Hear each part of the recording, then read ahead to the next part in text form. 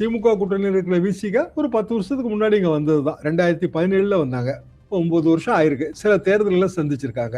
IUML எங்க காலத்திலேயே அது பிளவுபட்டு தாங்க வந்துச்சு. ஐயுஎம்எல் 2ஆ பிளவுபட்டதுதான். அவரு சமத்பாய் ஒரு அணி, லத்தீப் பாய் வேற அணி. இப்படிதான் அது இருந்துச்சு. இப்பவும் அது அப்படிதான் ஆகும். அது நேஷனல் பார்ட்டி நேஷனலா எடுக்கிற டிசிஷன் பெரிய தப்பு. அது நேஷனல் பார்ட்டி இல்ல. காங்கிரஸ் கட்சி எப்போ அதுக்கு பிரச்சனை ஏற்படும்? ராஜ்யசபா சீட்ல பிரவீன் சக்கரவர்த்தின்னு அவங்க நினைச்சிட்டு இருக்காங்க. விஜய் என்ன நினைக்கிறாருன்னு யாருக்கும் தெரியாது. தாவேகாவுக்கு ஒரு எம்பி கிடைக்கிறதுக்கான பெரிய வாய்ப்பை கொடுத்தது யாரு? அதிமுகவோட சண்முகம். இடைத்தேர்தலை அறிவிச்சாச்சு. தாவேகாட்ட பேசணும், ராகுல் காந்தி பேசணும். ராகுல் காந்தி பேசும்போது திமுக ஒரு ராஜ்யசபா எம்பி சீட்டை தேவையில்லாம கொடுத்துச்சு. தாவேகா கொடுக்குமா? தேர்தல் முடிஞ்சு ரிசல்ட் வர்றதுக்கு முன்னாடி அவர் என்ன சொன்னாரு? நாங்க தேர்தல் பணிக்குழுலாம் அமைச்சோம். ஆனா பல இடங்கள்ல நம்ம ஆளுக்கு சரியா வேலை பார்க்கல. நம்ம சொன்னாரா இல்லையா? திமுக அணியில விசிக வாங்கின ஓட்டோ இல்ல திமுக வெற்றி பெற்ற தொகுதிகளையோ அவங்க ஓட் பேங்க் டிரான்ஸ்பர், விசிக ஓட் பேங்க் டிரான்ஸ்பர் சரியா நடக்கலைங்கிறத அது ப்ரூவ் பண்ணுது. இன்னும் நிறைய கூட்டணி கட்சிகளுக்கு எக்கச்சக்கமா கொடுத்தாச்சு. இப்ப 28 இடம் காங்கிரஸுக்கு. அவங்களால எத்தனை இடம் திமுக கூட்டணி ஜெயிச்சது? 5 இடங்கள் தான் வெற்றி பெற முடிஞ்சிச்சு. 5 இடம் காங்கிரஸுக்கு போச்சுங்க. காங்கிரஸ் ஓட்டு வங்கி திமுக எத்தனை இடம் ஜெயிச்சது? பிரவீன் சக்கரவர்த்தி என்ன வேணாலும் சொல்லலாம், செல்வ பெருந்தா என்ன வேணாலும் சொல்லலாம். உண்மை என்ன?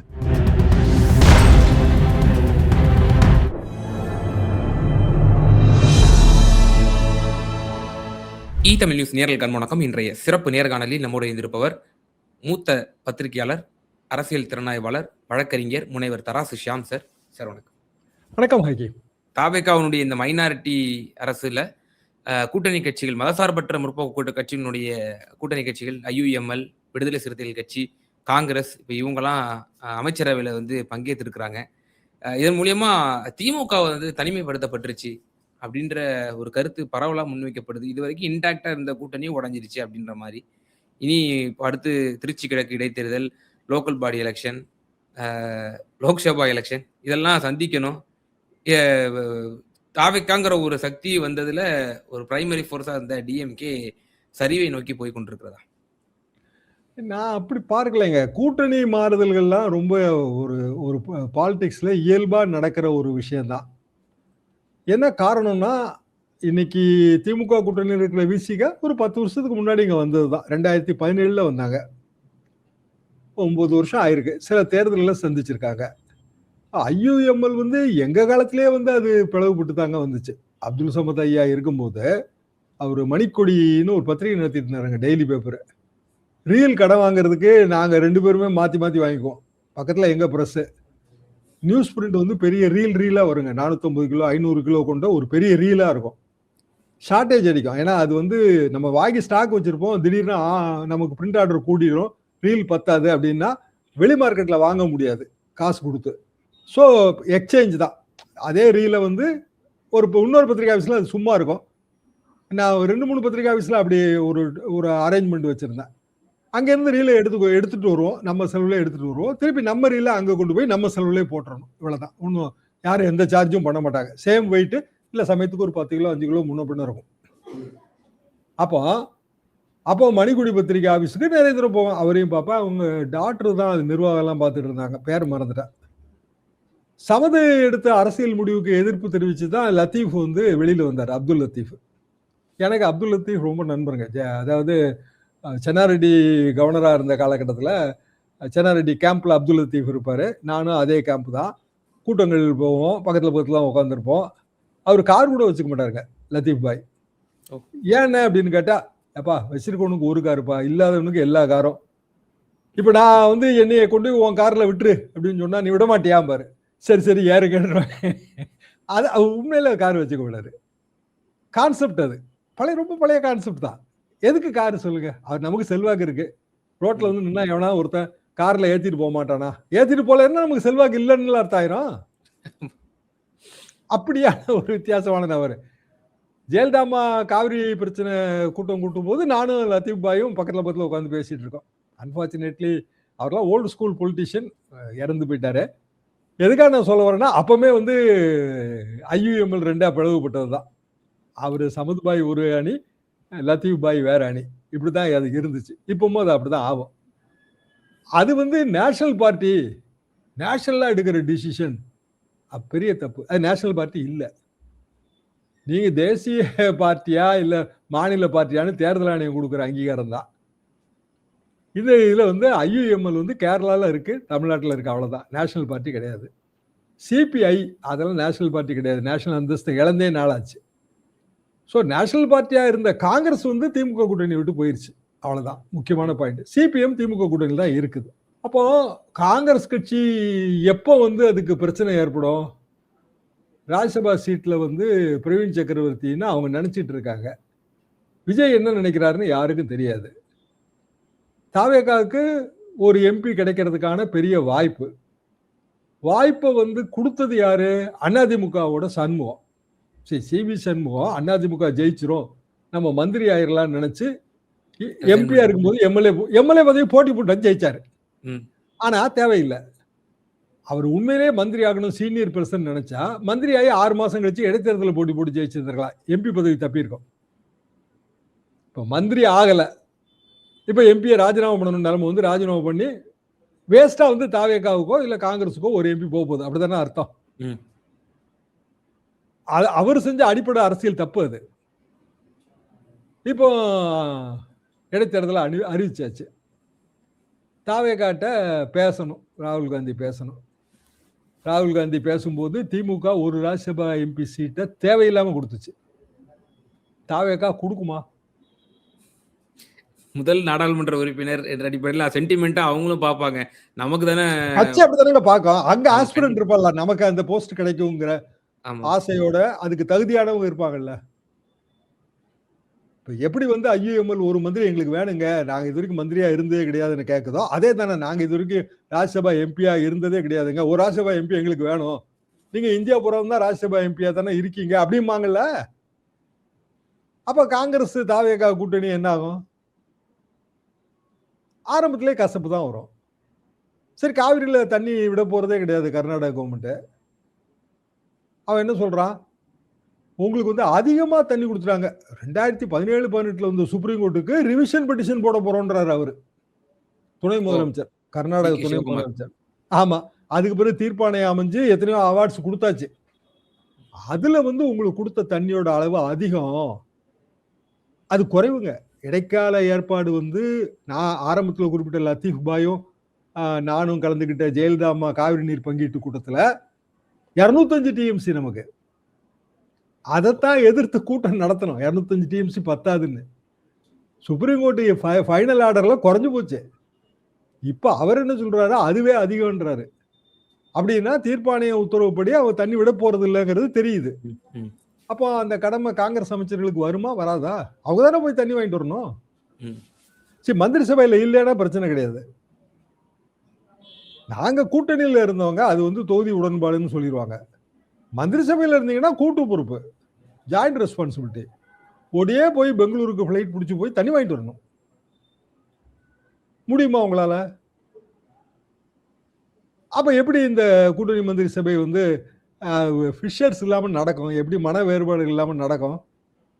இது ஆரம்பத்துல மனை கட்டியே தீருவோம், அதுக்கெல்லாம் ஃபண்டிங் எல்லாம் கொடுத்து அவன் வந்து டீடைல்டு ப்ராஜெக்ட் ரிப்போர்ட் போட ஆரம்பிச்சிட்டான். அதாவது ஒரு பக்கம் அவர் என்ன சொல்றாருன்னா, நாங்க எங்க வேணாலும் கட்டுவோங்க, உங்களுக்கு என்ன வேணும், உங்களுக்கு உள்ள உரிய அளவை கொடுக்கணும், அவ்வளவுதானேன்றாரு. தமிழ்நாட்டுக்கு இவ்வளவு தண்ணி கொடுன்னு சொல்லுது, அதை கொடுத்துருவோம், நாங்க எங்க அணை கட்டினா உங்களுக்கு என்னன்றான். அதே கையோட இன்னொன்னு என்ன சொல்றான் அப்படின்னா, உங்களுக்கு ஏற்கனவே சுப்ரீம் கோர்ட் கொடுத்ததே அதிகம், அதுக்கு நாங்க ரிவிஷன் பெட்டிஷன் போட போறோம்ன்றான். அப்ப ரிவிஷன் பெட்டிஷன் நிலுவையில் இருக்கிற வரைக்கும் தண்ணி கொடுக்க மாட்டோம் தானே அர்த்தம். அப்ப பெரிய அளவுக்கு அதை எதிர்க்க வேண்டிய கட்டாயத்துல எல்லாம் நம்ம இருப்போம். எங்களுக்கு 12ஆம் தேதி தண்ணி வேணுங்க, ஜூன் 12ஆம் தேதி. அப்போ இது எல்லாமே மாபெரும் பிரச்சனை. அதுக்காக நான் சொல்ல வரேன், இது வந்து இன்னைக்கு நேரத்துக்கு ஏற்பட்ட பிரச்சனை இல்லை, காலங்காலமா தொடர்ற பிரச்சனை, ரொம்ப டாக்ட்ஃபுல்லா கையாள வேண்டிய பிரச்சனை, எல்லாரும் ஒரு அணியில நின்று குரல் கொடுக்க வேண்டிய பிரச்சனை. அதாவது திமுக, அதிமுக எல்லாரும் ஒரு அணியில் நின்று குரல் கொடுக்க வேண்டிய பிரச்சனை. அந்த இது புரியாம நீங்க பிற பிரச்சனைகளுக்கு டைவர்ட் பண்ணி கொண்டு போனீங்கன்னா ஒரு அணியில வரமாட்டாங்க யாரும். அந்த அந்த இடத்துல ரொம்ப தவறு இழைக்கிறாங்கன்னு தான் என்னோட பார்வைங்க. ஒரு மூத்த பத்திரிகையாளனாக அரசு வந்து கொஞ்ச நாள் தான் ஆகுது. நம்ம வந்து விமர்சனம் பண்ணக்கூடாது. ஆனா அந்த கொஞ்ச நாளைக்குள்ள இவங்க எடுக்கிற டைவர்ஷன் ரூட்ல நம்ம ஒரு நாளுமே வந்து சென்னையில இருந்து திருப்பதி போறதே இல்ல. டைவர்ஷன் டேக் டைவர்ஷன் போட்டு கடைசியில ராஜமுந்திரிக்கு தான் போறோமோன்னு தோணுது எனக்கு. ஒரு படத்துல விவேக் டேக் டைவர்ஷன்லயே போயிட்டே இருப்பாரு. ஞாபகம் இருக்கா உங்களுக்கு? திருப்பி விட்டுட்டே இருப்பான். அவர் திருப்பதி எங்கேயோ கிளம்புவாரு. கடைசியில வேற எங்கேயோ போய் சேர்த்துருவாரு. எல்லாம் டேக் டைவர்ஷன் தான். அப்படி டேக் டைவர்ஷன்ங்கிறது அரசியல்ல சரியா? சார், விசிக கூட்டணி மந்திரி சபையில இடம்பெற்றிருப்பது என்பது இப்ப நீங்க ஒரு சக ஒரு ஊடகவியலாளரா நீங்க அவருடைய விவாதங்கள்ல பல இது பார்த்திருப்பீங்க. தகுதி பெற்றவர் அப்படின்ற ஒரு நற்சான்றதுல நீங்க பல பேட்டிகள்ல கொடுத்திருக்கீங்க.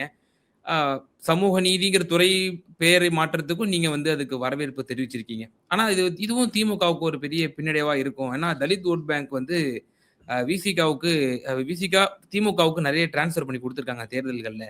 இப்போ அவங்களுடைய பிரசன்ஸ் இல்லாதது திமுகவுக்கு பெரிய இழப்பு அப்படின்ற விஷயம் சொல்றாங்க. எப்படி பாக்குறீங்க? அப்படி இல்லைங்க. அதாவதுங்க தலித் ஓட்டு வங்கியில விசிக ஓட்டு வங்கியில ஒரு பகுதி தாவேகாவுக்கு போயிருச்சு. அதான் உண்மை. அதனாலதான் விசிக இயல்பா ஜெயிக்க வேண்டிய பல தொகுதிகளை அவங்க ஜெயிக்கல. 8 தொகுதி வாங்கினாங்க. ஜெயிச்சிருக்கிறது 2 தொகுதி தான். சொந்த ஓட்டு வங்கி தான் அவங்க இழந்திருக்காங்க. திமுக ஓட்டு வங்கியும் சேர்ந்து வெற்றி வருங்க. அப்ப transfer of DMK vote bank நடந்திருக்கு. Transfer of VCK vote bank நடக்கல. இதை யாரு அட்மிட் பண்ணா? திருமாவளவனே அட்மிட் பண்ணது. இது தேர்தல் முடிஞ்சு ரிசல்ட் வர்றதுக்கு முன்னாடி அவர் என்ன சொன்னாரு? நாங்க வந்து தேர்தல் பணிக்குழுலாம் அமைச்சோம். ஆனா பல இடங்கள்ல நம்ம ஆளுக்கு சரியா வேலை பார்க்கல. நம்ம சொன்னாரா இல்லையா? ஆமா. அப்போ திமுக அணியில விசிக வாங்கின ஓட்டோ இல்ல திமுக வெற்றி பெற்ற தொகுதிகளையோ அவங்க ஓட் பேங்க் டிரான்ஸ்பர் விசிக ஓட் பேங்க் டிரான்ஸ்பர் சரியா நடக்கலைங்கிறதானே அது ப்ரூவ் பண்ணுது. அப்போ விசிகாவுக்கு கொடுத்த 8 தொகுதியும் சேர்த்தே திமுகவே நின்று இருந்தா, கூட்டணி இல்லாம நின்று இருந்தா கூட 2 கூட ஜெயிச்சிருப்பாங்களே. சரி, எப்பங்க கூட்டணி சாத்தியம்? உங்க ஓட்டு எனக்கு வந்தா தாங்க அது கூட்டணி. கலைஞர் காலத்து ஃபார்முலாவே உண்டுங்க. 5 இடம் கிடைக்கிறதா இருந்தா 1 இடம் கூட்டணி கட்சிக்கு. 5 இடம் கிடைக்கணுங்க. அதெல்லாம் இப்ப ரிலாக்ஸ் ஆயிடுச்சு. இன்னும் நிறைய கூட்டணி கட்சிகளுக்கு எக்கச்சக்கமா கொடுத்தாச்சு. இப்ப 28 இடம் காங்கிரஸுக்கு. அவங்களால எத்தனை இடம் திமுக கூட்டணி ஜெயிச்சது? 5 இடங்கள் தான் வெற்றி பெற முடிஞ்சிச்சு. 5 இடம் காங்கிரஸுக்கு போச்சுங்க. காங்கிரஸ் ஓட்டு வங்கி வாங்கி திமுக எத்தனை இடம் ஜெயிச்சது? பிரவீன் சக்கரவர்த்தி என்ன வேணாலும் சொல்லலாம், செல்வ பெருந்தா என்ன வேணாலும் சொல்லலாம். உண்மை என்ன? இல்ல, இவங்களோட ஓட்டுலாம் அப்படி எதுவும் பெருசா கிடையாது. வரலைங்க. அப்போ காங்கிரஸ் விலகுறதுனால என்ன நஷ்டம்னு நான் கேக்குறேன். உங்க ஓட்டு வங்கி வரவே இல்ல. இப்ப நீங்க இன்னொரு அணிக்கு போயிருக்கீங்க. விசிகாவும் சரி, காங்கிரஸும் சரி, தாவேகாவுக்கு போயாச்சா? திமுகவே 28 கொடுத்தது, எங்களுக்கு 60 கொடுங்க அப்படின்னு தானே கேட்பாங்க. காங்கிரஸ் நாளைக்கு எவ்வளவு சீட்டுங்க கேட்கும் லோக்சபால? திமுகவே 9 கொடுத்ததுங்க, 10 கொடுத்ததுங்க. நீங்க 15 கொடுங்க, 18 கொடுங்க. அது ஒர்க் அவுட் ஆகுமா? நான் இன்னைக்கு பழைய நவமணி இதழ் படிச்சுட்டு இருந்தேங்க. 1974. 1974 என்ன வந்துச்சு அப்படின்னா, பாண்டிச்சேரி எலெக்ஷன் நோக்கி போகுது களம். இந்திரா காங்கிரஸும் அதிமுகவும் கூட்டணி சேரணும்னு ஒரு செக்ட் முயற்சி பண்ணுது. கண்ணதாசன் அதை எதிர்த்து பேசுறாரு. இது பெரிய தப்பு. ஒரு மலை மண்ணாங்கட்டியுடன் மண்டியிடுவதா? மோத்திலால் குடும்பம் வந்து இப்படி நடந்து கொள்வதா அப்படின்னு இந்திரா காந்தியை கண்டிக்கிறாரு இவர் கண்ணதாசன். கூட்டணி அரசியல அதான் சிக்கல், உண்மையான சிக்கல் அதுதான். அதாவது மலையும் மண்ணாங்கட்டியும் கூட்டணி வச்சா மண்ணாங்கட்டி கேட்கறத மலை கொடுத்தாகணுங்கிற கம்பல்ஷன் வந்துடும். யார் வேணாலும் மலையா இருக்கலாங்க. திமுக மலையா இருக்கலாம், இல்ல தாவேகா மலையா இருக்கலாம். யாரு மண்ணாங்கட்டிங்கிறது எல்லாருக்கும் தெரியும்ல. இப்போ இதை வேடிக்கை பார்க்கலாம். இவங்க எப்படி முதல்ல தெரிஞ்சு போயிருங்க. இப்ப இந்த பிரவீன் சக்கரவர்த்திக்கு கொடுப்பாரா கொடுக்கறதுல இது தெரிஞ்சு போயிடும். ஒண்ணு. இன்னொன்னு வந்து அடுத்தடுத்த இப்ப நீங்க குறிப்பிட்ட உள்ளாட்சி தேர்தல் நமக்கு வரப்போறது ரூரல் ஏரியால தாவேகா ஓட்டே வாங்கல. Accept very few places. திருநெல்வேலியில கொஞ்சம் ரூரல் ஏரியால ஜெயிச்சிருக்காங்க. மற்றபடி ஜென்ரலா பாத்தீங்கன்னா ரூரல் ஏரியால இல்ல. உங்க இன்டர்வியூலயே கூட நான் இதை சொல்லியிருக்கேன். அதாவது சேட்டலைட் நைட் லைட் இலுமினேஷனை வச்சு நம்ம வந்து பிரிக்கணுங்க. இதை ஒரு கான்செப்டுங்க. சேட்டலைட்ல இருந்து நைட்டு பார்த்தா எந்த இடங்கள்ல வெளிச்சம் அதிகமா தெரியுதோ, illumination அதிகமா தெரியுதோ, அத வந்து அர்பன், செமி அர்பன், அப்படியே ரூரல், செமி ரூரல் இப்படியே பிரிச்சுட்டே வந்து கான்ஸ்டிட்யூன்சி வைஸ் பிரிக்கணும்ன்றான் அவன். எந்தெந்த கட்சி எந்தெந்த ஏரியால ஜெயிச்சதுன்னு பார்த்தா கான்ஸ்டிட்யூன்சி வைஸ் எங்க வந்து illumination ஜாஸ்தியா இருந்ததோ அங்க வந்து இவங்க ஜெயிச்சிருக்காங்க. தாவேகா. என்ன காரணம்? illumination ஜாஸ்தியா இருந்த இடத்துல தியேட்டர் ஜாஸ்தியா இருந்திருக்கலாம். illumination ஜாஸ்தியா இருந்த இதுல வந்து செல்போன் ஆக்டிவிட்டி ஜாஸ்தியா இருந்திருக்கலாம். பல காரணங்கள் இருக்கு.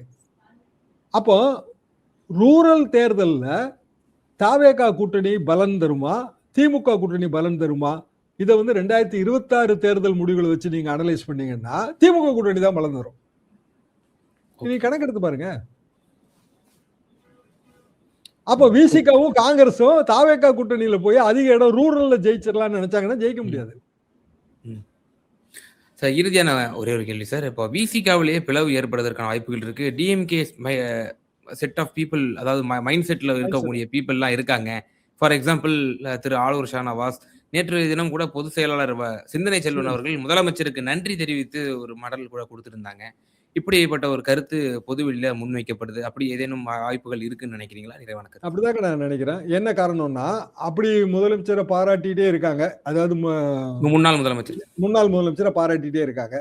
அப்படின்னா இன்னாள் முதலமைச்சருக்கு அது மன வருத்தத்தை தானே தரும். என்னங்க, நம்ம மந்திரி சபையில் இருக்காங்க, இவங்க வந்து நம்மளோட எதிரி திமுக, அவங்கள பாராட்டுறாங்க அப்படின்னு. அப்போ நடவடிக்கை எடுக்க வேண்டிய கட்டாயத்துக்கு திருமாவளவன் போவாரு.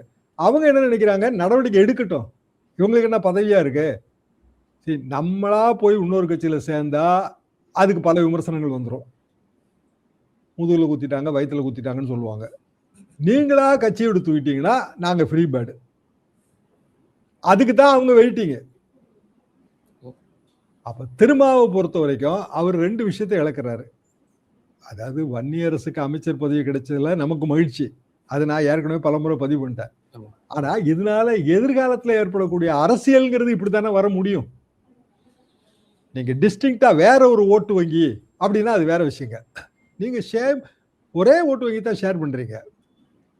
அப்போ திருமா கட்சியில திருமா தாங்க, அவரை தாண்டிய முகம் கிடையாது. அது ரைட்டு, திருமா தான் எல்லாருக்கும். வைகோ கட்சியில வைகோ தான். ஆனா கட்சி தேய்மானம் ஆகும்ல. ஏன் தேய்மானம் ஆகுது? வைகோ கட்சியோட ஓட்டு வங்கியும் திமுக ஓட்டு வங்கியும் ஒன்னு இந்த சேம்ங்க. இப்ப தனியாவே இருந்து நீங்க வந்து கட்சியை வளர்க்க முடிஞ்சுதான்னா முடிகிற வாய்ப்பு கிடைச்சது. ஆனா நீங்க அதை மாறிட்டீங்க. 3 சீட்டு ஜெயலலிதாமா 5 சீட்டு கொடுத்து நீங்க 3 சீட்டு எம்பி சீட்டு தனியா ஜெயிச்சிங்கல்ல வைகோ 98ல. அந்த 3 சீட்டை வச்சு ஏன் நீங்க கட்சியை வளர்க்கல? 3 எம்பிங்க வளர்த்துருக்கணும்ல உங்க கட்சியை. 99லயே நீங்க வந்து மாறுறீங்க. ஸோ உங்களோட அரசியல் தவறுகள் காரணமா தான் உங்க கட்சி வந்து தேய்மானத்தை அடைஞ்சது தவிர திமுக கூட்டணி காரணமா இல்லை. அதுக்காக நான் இதை சொல்ல வரேன். அப்ப விசிகாவும் அதே நிலைமைக்கு தான் போகும். ஒரே ஒரு 2 எம்எல்ஏ தாங்க. ஒருத்தர் அமைச்சர் ஆயிட்டாரு, ரைட்டு. அமைச்சர்னு அவர் ஆட்டோமேட்டிக்கா ஏகப்பட்ட பணி வந்து சேர்ந்துரும் அவருக்கு. பெரிய அளவுக்கு கட்சியெல்லாம் வளர்க்கலாம் பாடுபட முடியாது. கட்சிக்குள்ள இருந்து ஷானவாஸ் மாதிரியோ இல்ல மற்றவங்களோ வெளியில போனா அது திருமாவளவனுக்கு தாங்க முகம், ஷானவாஸுக்கு என்ன முகம்னு நீங்க கேட்கலாம். ஆனா அவங்க தான் கட்சியை வளர்க்கறதுக்கு கீழே வேலை பார்த்திருப்பாங்க. அப்ப திருமா கட்சி விசிகா அதெல்லாம் ரைட்டுங்க, அதுல எனக்கு மாற்றுக்கிறதே கிடையாது. வைகோ கட்சி மதிமுக அதுல மாற்றுக்கிறது கிடையாது. ஆனா வேலை பார்த்தவங்க எல்லாரும் வேற கட்சிக்கு போயிருப்பாங்க. கட்சி தேய்மானம் ஆகும். அதை நோக்கி இது போதுங்க. சரி, ஐயுஎம்எல்ங்கிற கட்சிங்க அது ஏன் வந்து திமுக அதை அட்டாச்சா வச்சிருந்ததுன்னா அந்த காலத்துல துரைமுருகன் சொன்ன மாதிரி தான். அவங்க தான் ஓல்டு கஸ்டமர். கண்ணியத்துக்குரிய காகிதம் இல்லத்து காலத்துல இருந்து இருக்கிற ஒரு உறவு. ஆனா அதுக்கு பிறகு நான் சொன்ன மாதிரி அப்துல் சமது லத்தீஃப்னு அது பிரியத்தான் செஞ்சது. இப்பவும் அது பிரியத்தான் செய்யும். ஆனா அந்த இடத்துல வந்து வேற நிறைய சின்ன கட்சிகள் வந்திருக்கும். அதே இஸ்லாமிய சமுதாயத்துல நிறைய கட்சிகள் வந்திருப்பாங்க. அவங்களுக்கு பின்னாடி இளைஞர்கள் இருப்பாங்க. ஏன்னா அந்த ஓல்டு லீடர்ஷிப் மேல ஏற்படுற ஒரு டயர்ட்னஸ் தாங்க அது காரணம். எல்லாம் பெரியவங்களா இருப்பாங்க. காங்கிரஸ் பேர்ல எப்படிங்க நமக்கு டயர்ட்னஸ் வந்துச்சு எங்களுக்கு? அதே கான்செப்ட் தானே இது. தாவேக்காக்குள்ள போனாலும் இவங்க பெரிய அளவுக்கு அதுல ஜொலிக்க முடியாது. அதனாலதான் அது வந்து அரசியல் ரீதியாக பயன் தராதுன்னு தான் நான் அப்படிதான் நான் நினைக்கிறேன். நிச்சயமா சார். பல்வேறு விவகாரங்கள்ல எங்க நேயர்களுக்கு ரொம்ப தெளிவா உங்களோட கருத்துக்கள பகிர்ந்தீங்க. மிக நன்றி.